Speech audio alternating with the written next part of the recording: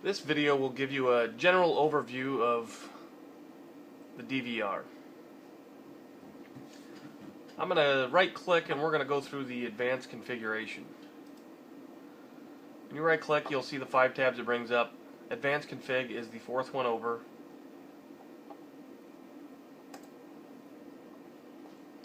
The first tab it brings you to is the camera section. And you'll see when you're in the camera section it has all the cameras listed, 1 through 16, depending on the size of your DVR. If you had a 4 channel it would only have 4, if you only had an 8 channel it would have 8. You can see it has brightness, contrast, saturation, and the hue. These all come defaulted to 128, and generally you don't want to move these because you're altering the camera video through the DVR and it generally can distort the picture. You can mess with that if for some instance the brightness isn't bright enough at night or whatever you need to, but just be aware that it could change the daytime view as well. The covert we usually don't mess with. Record is always set to on unless for some reason you have a particular channel you do not want to record. And then channel title, you can see you can label. For instance, if I wanted to label this one front door, you can do that.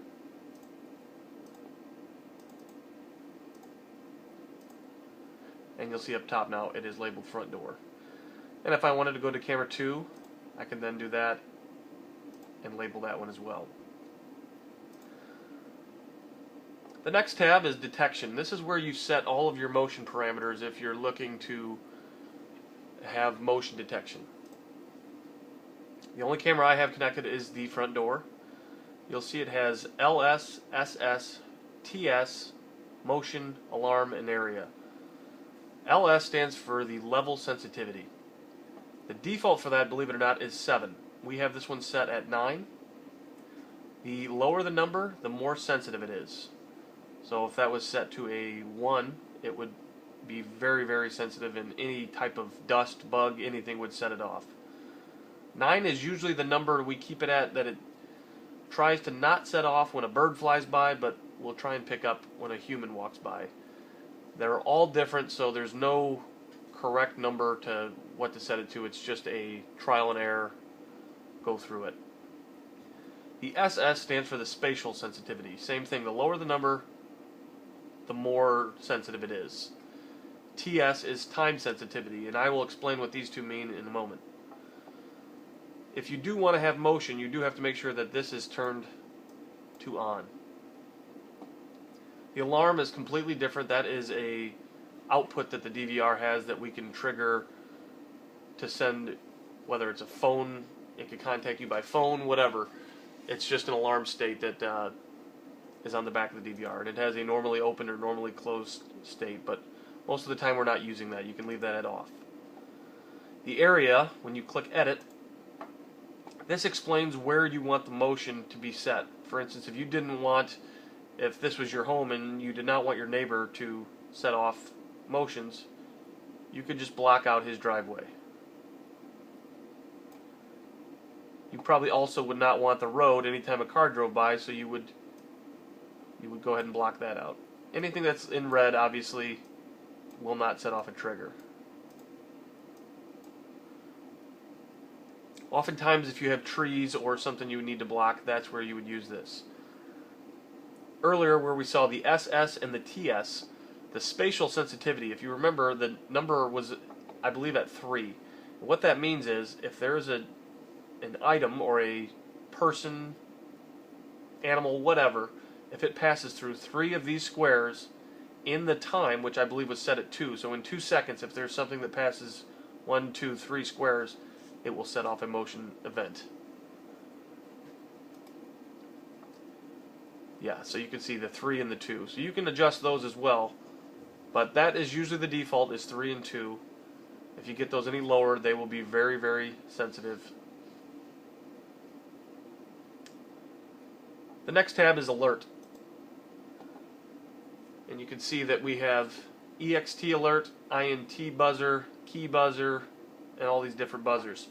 What this means, the internal buzzer is what this is, and that's when we set off usually. That means that if there's a motion or the power goes out, this thing's gonna beep, and we turn that off just because you don't need to be notified of that every time. All these other buzzers can be turned on because if we have the internal buzzer off, it does not make a difference. If you do want to have a specific buzzer on where video loss is on but all the others are off, you can do that. But that means anytime you lose a camera, the DVR will beep a series of times. The alarm duration, this is for the motion that we just went through. So for instance, if there was someone who walked up to that front door, this indicates how long that motion goes before it resets itself. And you have between 5 seconds, 10 seconds, 20 seconds, and 40 seconds. We usually set it to 40, and the reason we do that is if you have a lot of activity going on, you don't want to have thousands of motion events. This will make it so that if you have a motion and then you have 40 seconds with no motion, then it will reset itself. Whereas if you had it set to 5, it would constantly reset and then re-trigger. The hard drive nearly full. The default is 5 gigabytes is what that means, and that's probably pretty fair because that's when you want it to start rewriting over some of the old stuff. Most of these are between 1 and 6 terabytes, so 5 gigabytes is just a very small portion. The hard drive overheat is at 70 degrees Celsius, which that just means it's going to tell you I'm getting too hot. 70 degrees Celsius is roughly 158 degrees Fahrenheit, so that is probably where you want to leave that so that it will tell you if it's overheating. The next tab is network. When you go to this, you'll see the first thing you see is network type. Static is what you want. DHCP means it picks up its IP address from the router. When you select static, that means it's an IP address that will not change. The defaults that come are 192.168.1.10. That is the IP address of the DVR. Now this number will be dependent on what your router information is. For instance, if you have a Comcast router, the default Comcast router is 10.0.0.1, which would mean your IP address of your DVR would need to be something like 10.0.0.25. Just an example. Because this IP address gets its information from this gateway, they have to be almost identical other than the last number. Now, you still have to do some setup in the router, so if the network becomes confusing, you do not have to attempt it. Please just give us a call and we can work that out. The net mask is 255.255.255.0. That is what it is 99% of the time. And the primary and secondary DNSs you do not need to change. The port number. This is where the router setup comes into play. If you know how to do port forwarding on your router, you would need to set this IP address, the 10.0.0.25, to port 80, or whatever port you want to make it. What that is you're opening up a port on your router so that it lets information in and lets information out, but will not compromise your network security. But this is what allows you to view your cameras outside of the network. The popular numbers are 80 and 5001. You'll see the next tab is display. This usually doesn't make too much of a difference. You'll see full screen, quad screen, and call screen duration. What that means is the 3, 5, 10, or 15 seconds. If you have your cameras in a sequence mode where it's just going to keep sequencing through them, it will last on camera 1 for 3 seconds and then go to camera 2, and then 3 seconds it'll go to camera 3. Quad screen duration is the same thing where it goes between cameras 1 through 4, then it'll go 3 seconds, and then it'll go to cameras 5 through 8. Wait 3 seconds and go to cameras 12 through 16, or 9 through 12, so on. Call screen is the same thing. You have a composite video output, and what that means is if you have a room where you just want to be able to see certain cameras, that's what the call screen is.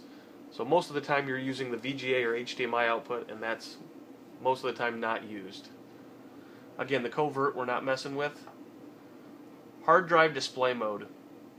The default is remaining size, which I usually change that because once you get all your data used, you don't need to know how much size is left because it keeps rewriting. I usually bring it to days kept. That'll tell you how many days are on the hard drive and how far back you can go. So if you knew something occurred on December 15th, and you know that the current date is December 18th, that you have plenty of days kept. The display output, this is for if you hook up your monitor via VGA.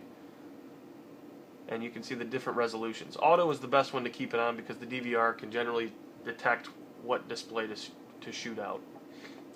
Again, covert we're not going to mess with.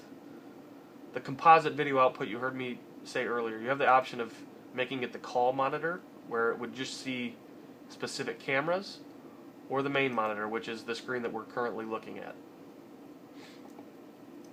Record you're not going to mess with because we have all these set to on. The DVRs, when we leave them, they're recording 24/7, so these can just be all left on. Devices you're not going to mess with unless you have what's called a PTZ or a pan tilt zoom camera. This is where you would set the ID, the protocol, and the baud rate. This is not used for anybody who doesn't have that type of camera. And the notify is if you want to get emails or some type of message that there was video loss, power on, or even a motion event.